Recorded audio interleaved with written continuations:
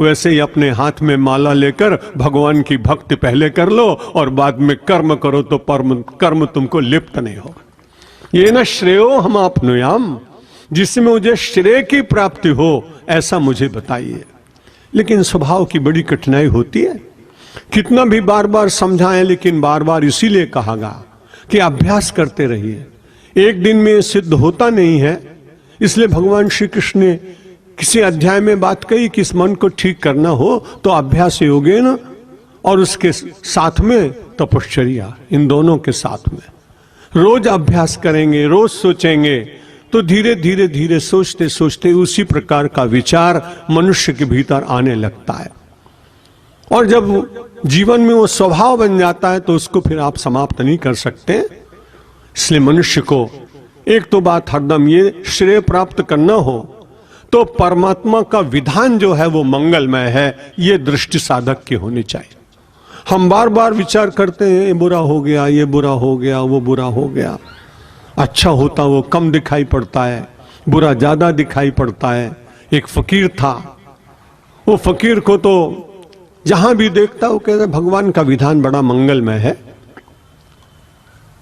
उसने उपदेश किया भी किसी को, तो उसका एक जो भक्त था, गरीब था बेचारा, गांव से थोड़ा हट के दूर रहता था, एक पत्नी थी और वो था, परिवार में बालक कोई नहीं था, तो मन को प्रसन्न रखने के लिए उसने एक पोपट पाल लिया।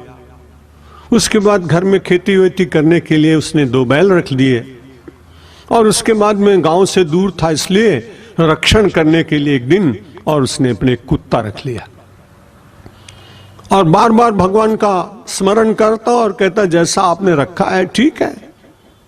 एक दिन बड़ी विचित्र बात हुई कि किसी ने उसके बैलों के रस्सी खोल दी, बैल पता नहीं कहां चले गए। पत्नी ने कहा कि बैल चले गए, उसने कहा भगवान का विधान मंगलमय है, जो है सो ठीक। उसके बाद 2-3 दिन के बाद में कहीं भूल से पिंजरा खुला रह गया, तोता उड़ गया, जो रोज सवेरे उनको जगाने का काम करता था। तोता पोपट जोर जोर से बोलता था जग जाओ सवेरा हो गया। आप पक्षियों को जो रटा देते हैं वही वो बोलते हैं। वो पक्षी भी चला गया। अब 3-4 दिन उन्होंने देखा कि पता नहीं किस व्यक्ति ने चोरी करने आया होगा, ये कुत्ता भूखा तो कुत्ता भी मर गया। अब कुत्ता भी मर गया, बैल भी को चले गए, पोपट भी चला गया और पत्नी उसकी रोज कहती है कि तुम सोचते नहीं हो जब देखो तो भगवान बहुत अच्छा करेंगे।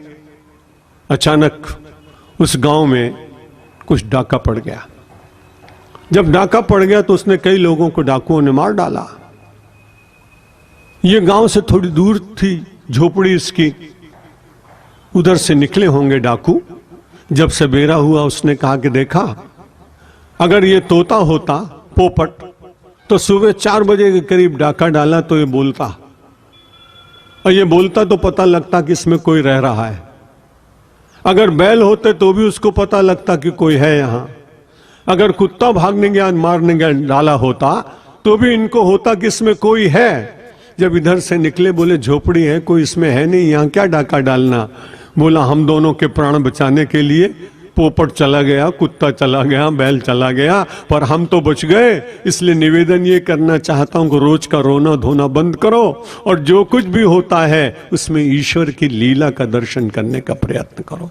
परिस्थिति विपरीत हो तो उसको ठीक करने के लिए प्रयत्न करिए, लेकिन प्रयत्न करने के बाद भी सफलता न मिले तो बहुत आनंद के साथ ताली बजा बजा के कहिए महाराज राजी हैं हम उसी में जिसमें तेरी रजा है, और यहां यूं भी वाह वाह है और वो भी वाह वाह। परमात्मा का स्मरण करने वाला व्यक्ति आह आह नहीं करता है,